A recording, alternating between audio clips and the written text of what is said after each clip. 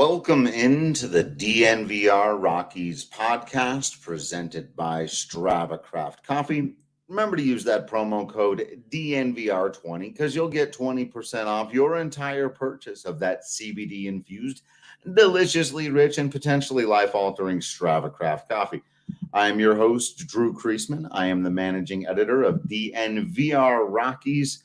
And on this episode, we have got to discuss an absolutely brutal, as close to an unacceptable loss. That's a word I don't like to use very often. I remember a couple of years ago going on a tirade on why I don't use the words unacceptable or inexcusable, because in baseball, all kinds of things can happen.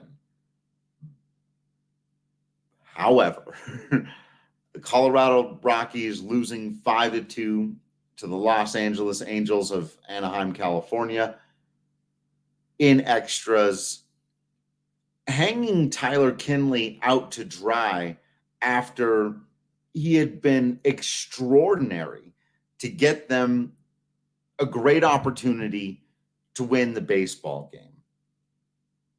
And for the Rockies to not be able to come through, the runner at third, one out, and Trevor Story and Nolan Arenado coming up to the plate, that's the ball game. I know Tyler Kinley gave up a 3-run jack to Walsh, and that technically was the ball game. But that inning never should have been played. And it's not just like, look, if Trev squares one up there and they brought in 5 guys on the infield and he hits a liner right at the shortstop and they catch it and he's out, then we're having a very different conversation. And kind of the same thing with Nolan Arenado. But neither one of them had good at-bats. Trevor's was particularly brutal. He took a first pitch hanging changeup right down the middle. And I know that in that situation, you don't want to swing at the first pitch because you want to leave the pressure on the pitcher for a little bit longer. You want to leave open the possibility he might dirt one and that'll bring home the runner. But a hanging changeup right down the middle, you got to fire out. You got to have time to take that hack. And then he did fire out at one well inside that he pulled foul and probably had too big of a swing on, trying to get it over the infield. And then he stared at one while it wasn't right down the middle. It was low. It didn't catch the very bottom edge of the zone. It was a clear strike at the knees, probably just above the knees. That is a brutal at bat to strike out looking with one out and the winning run at third base. That is absolutely brutal. No way around it. And we know Trevor's a great baseball player, and we know he's become borderline superstar. But to reach that caliber, you've got to find a way to do the little things right. He didn't get it done there. Now, it's not the same critique for Nolan not coming up with a base hit with 2 outs. We've talked about this a lot lately because the Rockies have not been coming up with base hits with 2 outs. Ryan McMahon had one earlier in the game. But again, the quality of the at-bat, the types of pitches that he's getting to swing at and missing. Any other version of Nolan Arenado that I have seen play baseball in my life, whether he's in the middle of a slump or not, 2013 to 2019, he would have had a home run earlier in the game on a ball he had out to the warning track, and he would have had a base hit to center field, walk off, easy on 2 pitches he got in that at bat.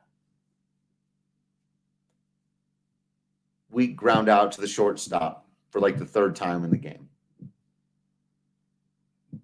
And, you know, you're paid the big money and you get put into those situations for a specific reason. And how about this? You know, we had the big debate with Manny not too long ago. And he was adamant that Nolan Arenado is not the problem with this team. I find it is often your competition that will tell you the truest things about yourself. What they're doing will tell you the reality of where you're at right now. And the reality of where Nolan Arenado is at right now is that in that inning, with the winning run at third base, they walked Charlie Blackmon to get to Nolan Arenado. Now, you might be saying, now, Drew, now hold on a second. That's an easy decision because Charlie's been hot for a lot of this year, a little colder lately, but he just hit the walk-off grand slam against these same guys last night. They're not looking for double magic. So they walked Charlie, but of course they walked Charlie because they don't want to pitch to Charlie. It's not as much about Nolan. But I raise you further. It wasn't just about that. On was Daniel Murphy. And there was a base open. Again, there's 2 outs here. And if anybody scores, the game is over. So loading the bases means nothing to the Angels at that point. Nothing. If they so chose, they could have also walked Nolan Arenado and pitched to Daniel Murphy. And honestly, just because of how much I've seen Nolan play, memories running through my mind and me thinking maybe this is where he breaks through and does the clutch thing, I probably would have not walked Nolan Arenado to get to Daniel Murphy. But the Angels decided that a right-on-left matchup, Murphy, was more dangerous for them than to pitch to Nolan Arenado with the game on the line. That tells you everything you need to know about where he's at this season. And it turned out they were right. That's a tough spot for him to be in right now. And in a short season, you can make all the excuses you want about how there's been all this pressure on him for years in the past, but other guys are doing stuff. Josh Fuentes is doing stuff. Raimel Tapia is doing stuff. Garrett Hampson doing stuff. As of late, guys like Matt Kemp is back to doing some stuff. There were base runners out there tonight for them. And Raimel Tapia executed the bunt, not the best thing in his arsenal. He's never been great at that. It gets you in that position. Your star players have to come through. Especially star players who've made a point about noting that the rest of the roster isn't up to snuff. This is why, again, you have to separate the larger conversations.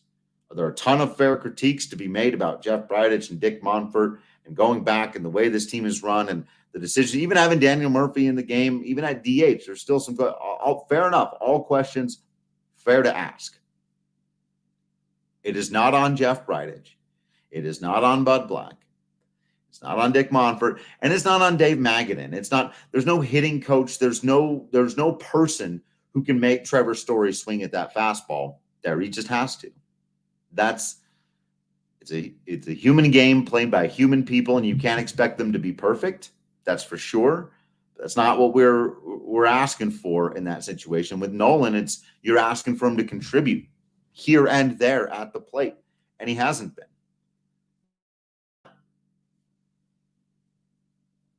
That's not on anybody but those 2 ball players. They are caliber enough that it shouldn't be on a coach or a manager or a general manager or an owner to make either of those 2 players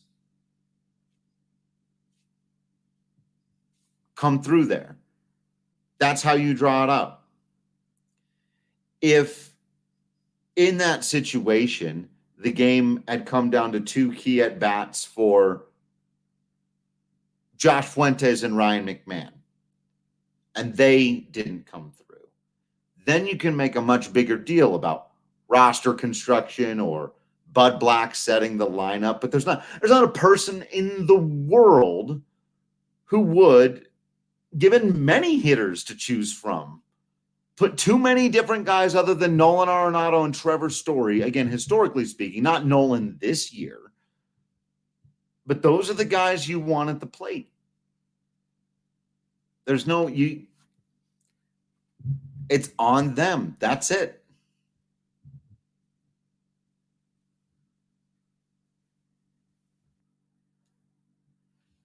And there's plenty of other time and space to critique the other things when they are the difference in the game. When Bud Black makes the wrong call and it costs the team the game, I will say so, but that's not what happened out there this evening. Tyler Kinley, I thought, was an interesting guy to go to for the first guy to pitch with the runner at second in your first California rules game at Coors Field because of Kinley's history of having some command issues. So if he puts one in the dirt with that filthy slider of his, then you've got a free runner at third base all of a sudden. I thought that was a questionable decision. And if Kinley had, put a couple of sliders in the dirt, like I said, and let that run come in very easily, then I would be here criticizing Bud Black for that particular decision. But Kinley pitched magnificently in his first inning and in his second inning, right up until the pitch he threw. The one bad pitch he threw that went for a 3-run jack. So I thought that was a questionable decision, but it actually very much paid off.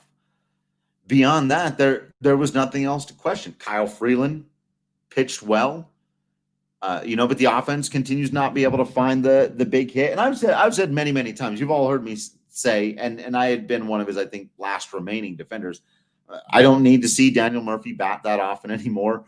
Like, it's just not there. The bat speed doesn't appear to be there. He got one in the ninth inning. He got a 93 mile an hour, or not the ninth inning, the final inning, whatever the hell it ended up being. And just was late on 93 piped on like a 1-0 count. Dude, like, he just doesn't appear to have it anymore. So I'd much rather see Sam Hilliard in a DH spot right now than Daniel Murphy. So, little things here and there, but that is not, I do have to separate those things sometimes and just analyze the baseball game that was just played, the last 3.5 hours of our lives that we all spent together watching this thing. And the Rockies should have won. And you will very rarely hear me use that phrase either. Like, that's, you'll hear me say tough loss and coulda, shoulda, woulda, maybe, but just straight up, they should have won this baseball game at several different junctures throughout the game. And they beat themselves. Like, the Angels didn't do some great baseball thing. Walsh coming through late, you've got to give him credit. You've got to tip your cap to that. But beyond that, it really wasn't. Rockies outplayed them in this game, except losing all of the key moments. And that'll just beat you up. That'll just beat you up every time. But here's the other thing about this. The Colorado Rockies we're only going to go so far if Nolan Arenado's never going to get hot.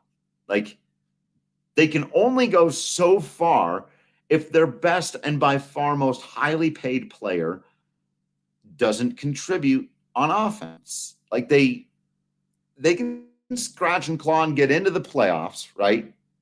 But even if they do, if Nolan's not hitting, no matter what seed they had, they could be a 3 seed, they could be a 7 seed, they could be an 8 seed. You go into any series and you don't have Nolan, then you're asking to win games like this, where Ryan Maltapia's got to come up with the key hit, or Ryan McMahon's got to come up with the key hit. It can't always be Charlie Blackmon, and it's been Charlie Blackmon several times, and you can at least count on him to have a really good at-bat in these situations. And right now, you can't count on Nolan Arenado to have a really good at-bat in a key situation.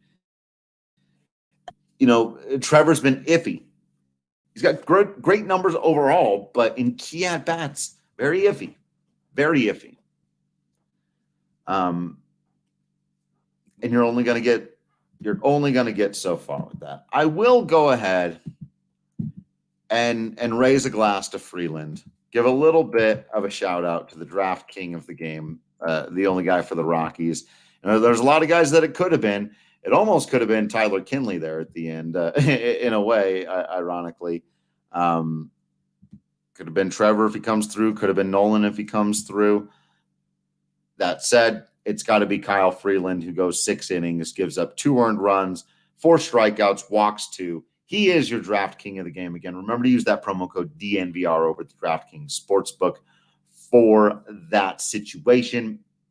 But he pitched well. I think, again, you're seeing that those 2 rough outings were aberrations, just like the entirety of the 2019 season. Kyle Freeland was very good. The 2 runs that he did give up came on, one was on a sac fly, the other on a ball that Raimel Tapia just slightly misplayed off of the wall and left, showing you once again some of the iffiness with Tapia in the rest of his game. He was a little overly aggressive on a couple of balls out there in left field. That one, it cost them 90 feet. Whether it actually cost them that run, it might have come in otherwise. The other one didn't amount to much, but still, you do take some risks, not in the athleticism department. There wasn't any, he shows you the speed and he's got a great arm and all of those things, but misplaying balls off of the wall and not being in a good position and sort of over amping and getting a little bit too worked up to get the ball back in. A little bit of iffiness out there, but still more good play. Other than that, certainly he had a nice game at the plate.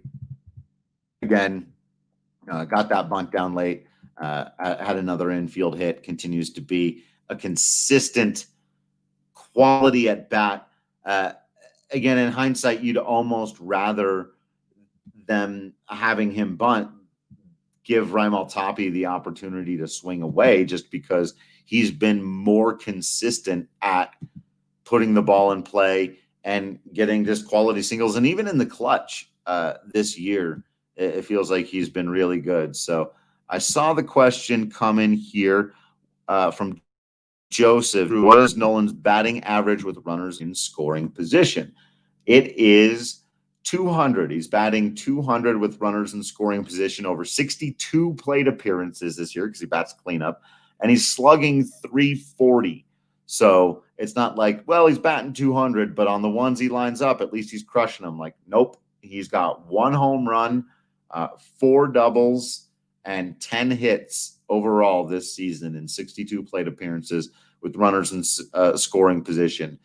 It's just not good at all. And according to the the high leverage index, he's hitting 267 in high leverage situations, which is about 100 points off of his career. Like, it's insane. And I agree, Asiel, like, it's an aberration. It's unlikely to continue for the rest of his career. The only question is, can he get it under control for the rest of this season? Because there's only a handful of games left. And as you've seen, fair or not, you can wring your hands and bang your head against the wall about what everything else should look like. With a normal Nolan Arenado, this team would be comfortably in the playoffs. And if they ever get a Nolan Arenado, they can go on a run. But if they don't, their games are going to be like this, fighting on and hoping you get that key moment from somebody else. And when you don't, you'll lose. But, Raimel Tapia and Ryan McMahon and Garrett Hampson, and they're not getting paid $35 million to come through with the big hit. Or at least the good at bat, but that said, I'm with LCL here as well. You've got to forget about these last 30 and play these next 15 like your lives depend on it. You got to go out. You got to play with energy. You got to play with fire. You've got to play with confidence. You've got to play with belief in each other. And a lot of that has been lacking for this team this year. And we've talked about this before after a couple of the other bad losses. Like that's a leadership issue on the field and off the field. And it has to be both. You need an on the field leader and you need an in the clubhouse leader. And I don't know who those people are for the Rockies right now. So, yeah, Wild the Innocent. How many times in the walking Charlie to get to Nolan? Not very often. Tough one. I'd break it down for you further, but I'm not sure what else to say. I mean, like, I mentioned, Ryan McMahon coming through with a 2-out base hit earlier in the game. That was good stuff. Charlie Blackmon with a sac fly, doing some of the fundamentals right until they didn't. It really did come down to those 2 at-bats. If this was a big playoff game or something, and we were really, really breaking it down, I'd be going through the Trevor and Nolan at-bats pitch by pitch, and just talking about the bad process, because those were and the bad results that came from them, because that's what the game came down to. That was the opportunity. There were a few others throughout the game, but none as good as that one. And tough one to take there. Tough one to take. So I'm going to wrap up this part of the conversation. If you're listening to the podcast, hang on through a little bit of a commercial break here, then come out on the other side, do some fun stuff, feel good for a little bit before we end up talking about the final game of this Angels series. Those of you that have been here on the live broadcast on YouTube, and if you're not following, make sure that you are subscribed to YouTube so that you can join us and comment on all of these live shows. We're going live immediately following every single game. So you hit that bell icon, you'll get a notification when we go live. It's a whole lot of fun. You want to join us for these conversations. So for those of you who have much for hanging out, it's been fun. Good night.